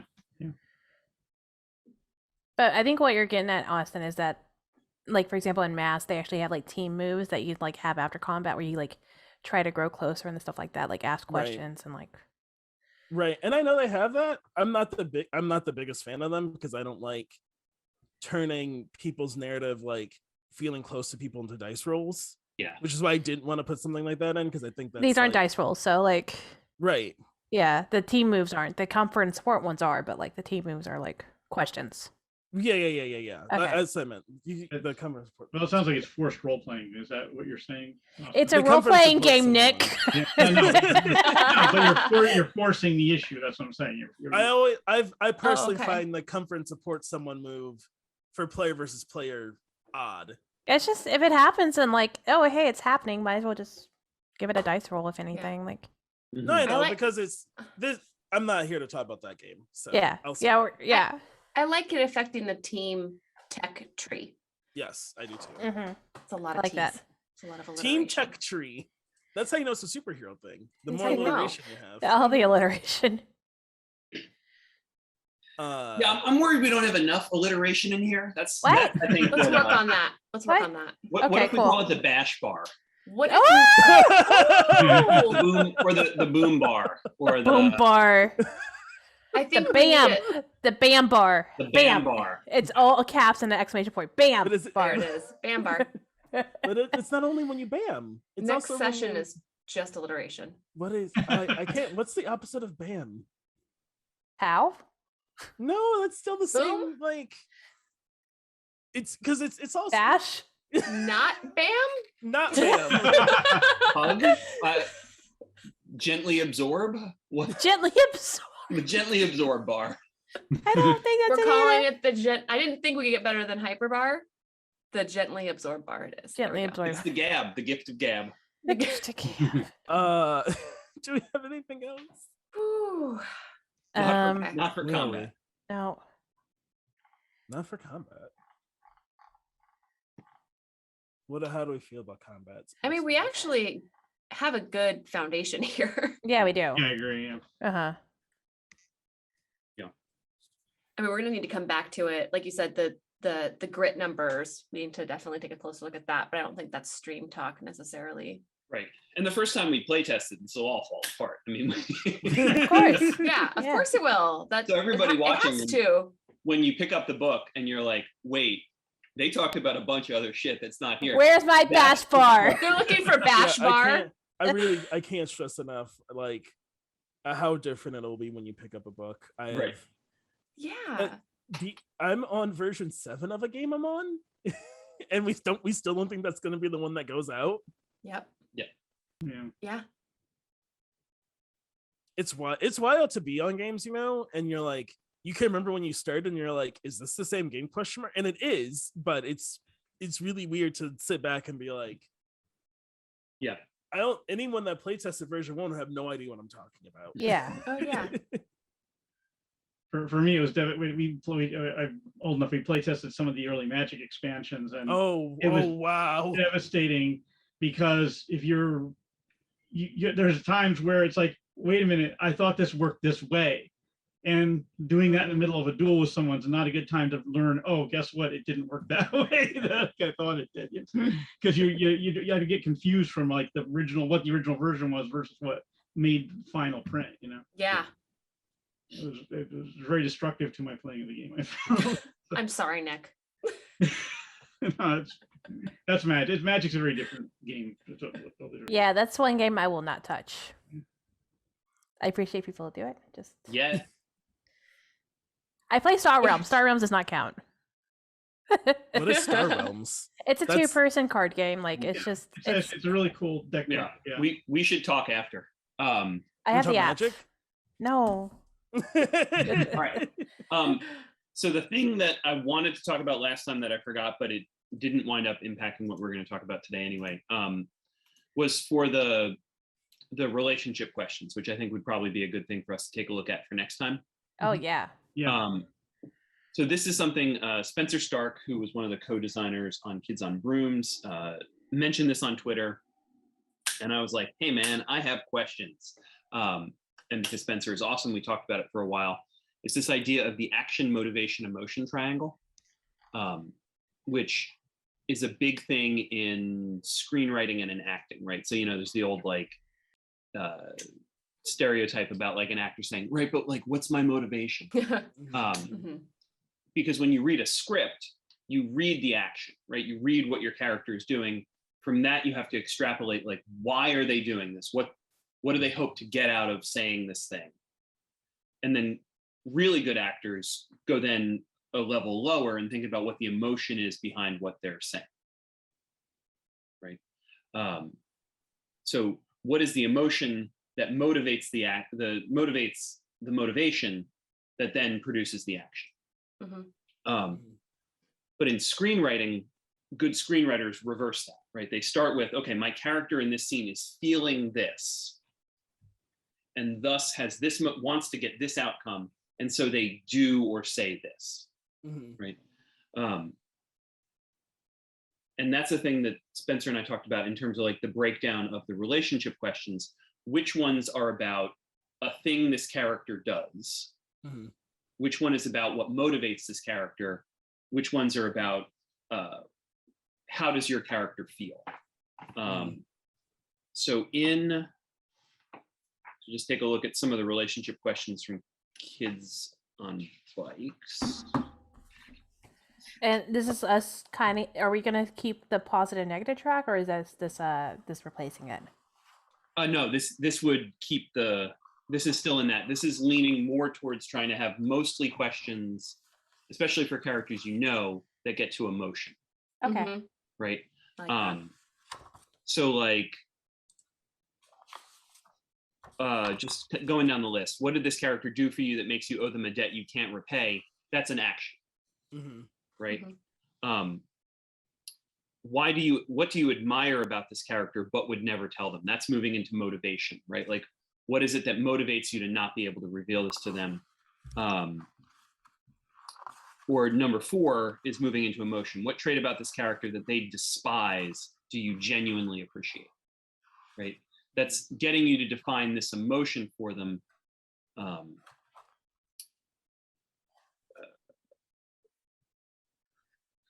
What about this character always makes you happy, right? Emotion. What's the bravest thing you've ever seen this character do? Action. And so the more you can lean into the emotion questions, generally speaking, the stronger the character creation is going to be, and that ability to role play is going to come out, right? The more we can think about the emotions our characters are feeling in more authentic ways than saying, what emotion is your character feeling right now? Which is tough for a lot of players. Mhm. the better we'll be. Mhm. So for the relationship questions for this, I think we probably need 6 tracks instead of 3, Mhm. but maybe not. Because do you want to keep the positive and negative separate? Is that why you're thinking doubling? Yeah, so there's Okay. the positive, there's the negative, and then there's the character I don't know, right? Who I know of but don't Yeah. know well. Would that be 12 then? That would be, so we would 9? have 3 there, right? So in Kids Okay. on Bikes we have 3: character you know positive, character you know negative, character you don't know. Okay. I think the questions are probably going to be different enough if there are superpowers in the world, and if there aren't, that we might want to see if we want to have character you know positive superheroes do exist, character you know positive superheroes don't exist. But I have a question that I've Yeah. been thinking about since Mo brought it up earlier. Maybe Mo has the same question. you go ahead and we'll see. Do we want to just say there are superheroes, and if people want to not have superheroes, that's their own story thing to resolve? I was actually going to go the other route. I was going to say, why would we focus on superheroes in the world if we're talking about character relationship questions? You can have the narrative like, oh yeah, we were both saved by Johnny Do-Good Right. together. But and that's your question. The question was like, oh, how do y'all when has this person seen you the most scared? Oh, we're Right. both saved by Johnny Do-Good, who's a superhero. Mhm. That question itself doesn't have anything about superheroes. However, it's very neutral in the idea of like, can it be supers? Can it not be supers? Like, I understand I don't think you need to focus on superheroes until it gets into like, if there's a question like if you want to have the like which superhero you both a fan of or whatever or something. I mean, that can even be like media too. Like, oh yeah, what media superhero do you like? Because like, Yeah. Yeah. superheroes still exist in our world. I mean, like they can't, like we don't know about it, but like, Yeah. Right. we still have like the media of superheroes. Right. Yeah. No, Morgan, I think you're probably right. We just leave the questions open-ended enough that if superheroes exist, we can fold that in. Mhm. Yeah. Mm. I'd rather keep it as neutral as possible. So like it can be that instead of having 2 separate things Mhm. that people choose from. Because why double our work when we can just like, Yeah, because Mo brought it up earlier. He brought it up earlier, and I've been thinking about it because I haven't read Kids on Brooms front to back, but I'm like, I don't think it really says one way or another if like everyone knows about magic or not. It's kind of like left to the group to decide, yeah, and I think that can work for this too. Of like the rules book is like just being frank about like these are the rules. You're gonna have superpowers this season's game, Mhm. and it can be left to like. It gets into like world building stuff, you Mhm. know, and so maybe that's the second. I know we're like only going forward, so we're not going back to that stuff. But I think it's something to consider of like We always go back. Yeah. Yeah. We'll be back and forth all over. to consider of like either leaving things like more open and vague, or just kind of like making it seem like there people have superpowers. It's up to your table to decide like, you know, is there an Avengers group or is it like there are some people who run really fast. Because I think it would be easier to not have to think about like, what if there aren't superpowers? Because I know that keeps coming up as like, if people make a game like that, but I think it's just easier to design in that. In my Yeah. point of view. yeah, I think if it starts coming up as we're working on it, if there's more than just world building where we're like, okay, for this it matters, for this it matters, for this it matters, then we probably do have to make a decision. You know, so like Mo said earlier, so that we're not designing like this game, it's, you know, choose 1A or 1B, and then it's 2A, 2B, or 2C. So now we have 6 different games, and then there's this choice. Then we have 12 different games that you could play. Yeah. I think if it's confined to world building, we're okay. Okay. yeah. Mhm. I think that's just. And my then everything else being Yeah. neutral, then like you can just build it however you want to build it. Right. Yeah. Because I like to work smarter, not harder, and this seems like it's working harder if we do Yeah. like 4 tracks. Cool. All right. So for next time, let's try to have some relationship questions written up a couple days ahead of time, and we'll talk off stream about timelines and stuff.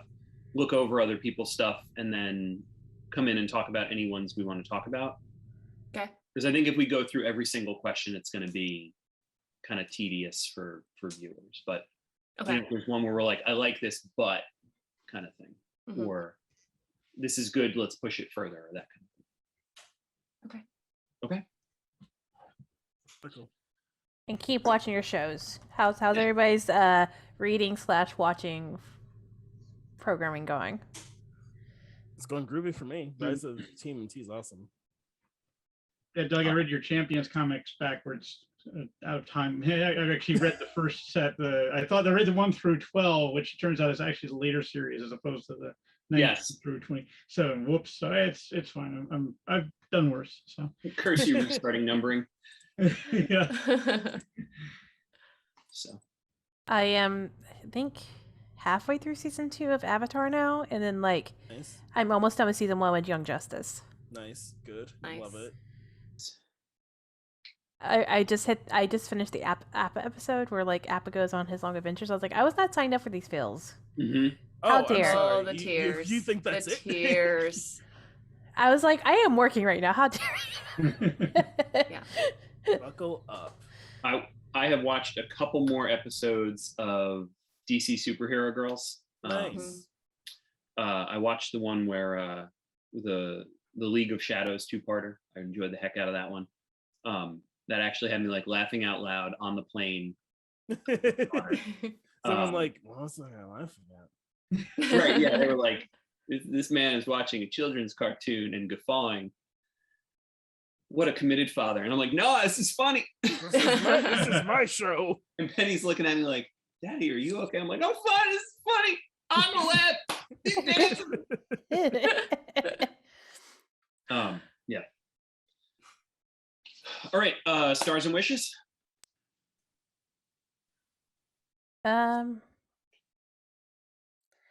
Star was our lovely conversation about dice versus no dice. Mhm. As much as it felt like an argument, it was very nice. I enjoyed having listening. I don't agree, but I like their conversation. I can go. You're not done. You still have to do your wish. No, I can do if I wish later. Excuse you. No, it felt like you were leaving it for someone to start talking. I can. I don't know what a wish is right now. Or so. Pass. Star. I mean, I like combat, and so I'm very excited that I don't know if I said it, but I definitely thought it loudly was combat when we came up when this was being formed. So I tonight's been lovely for me. Wish I'm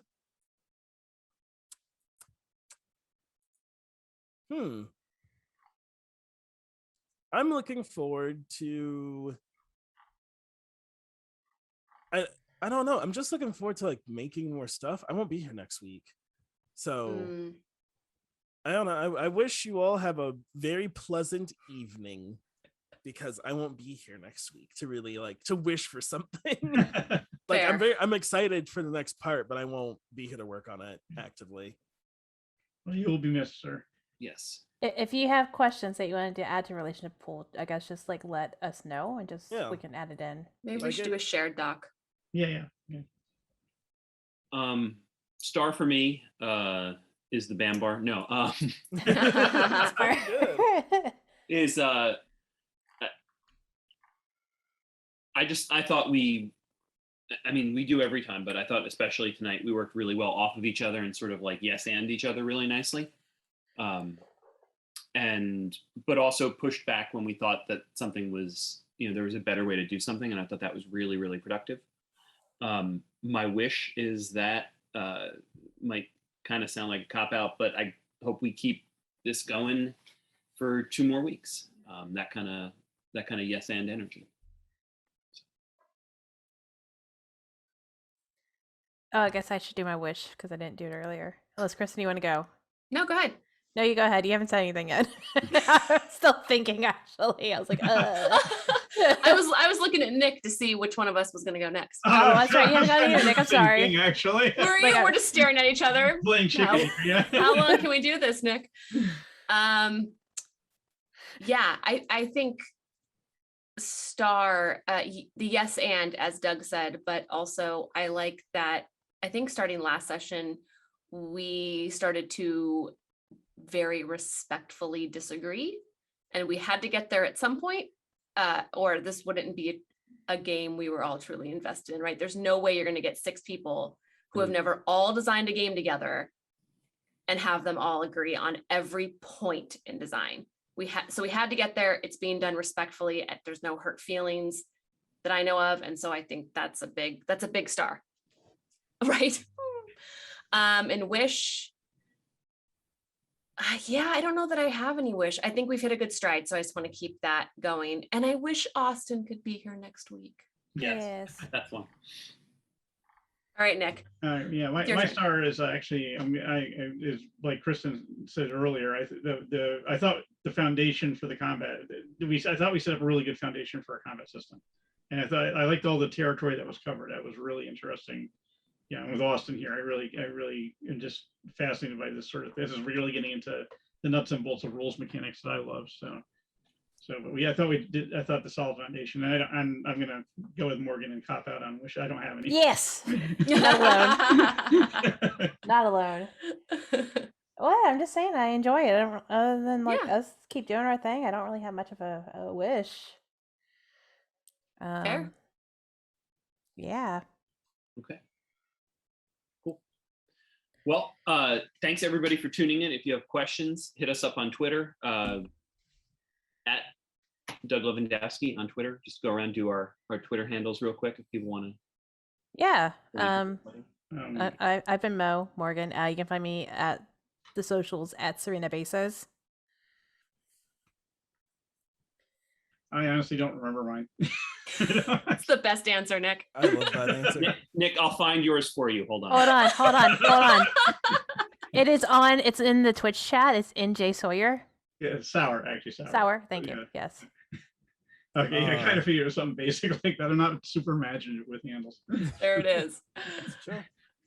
I'm Austin. I forgot to say it for forever. My pronouns are he, they, she. You can find me on Twitter at Sailor Scott Austin. That's at Sailor SCT Austin, or wherever it is over there in the chat. I don't know where I am at. It's over there. It's off screen is this way for sure. Sorry. Because that's how screens work. You know, like no, it's the same on mine. It's the same on mine.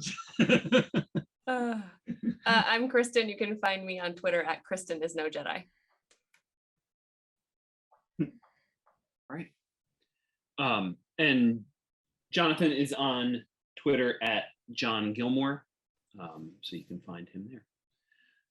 All right, everybody. Thanks so much for tuning in, and hope you enjoyed it. And we hope to see you next week for part 5, when you can find out. It's going to be 5. Geez, it doesn't even feel like we've done a lot. We've done a whole. Wait, this is 4. We've done a whole month already. Like, It's 4. Yep. We're almost done with this game. 2 more weeks, we have to be done. It's done. That's it. No. Wasted it. Go to print. Guys, we've already kickstarted. It's due to backers. We have promised an August delivery.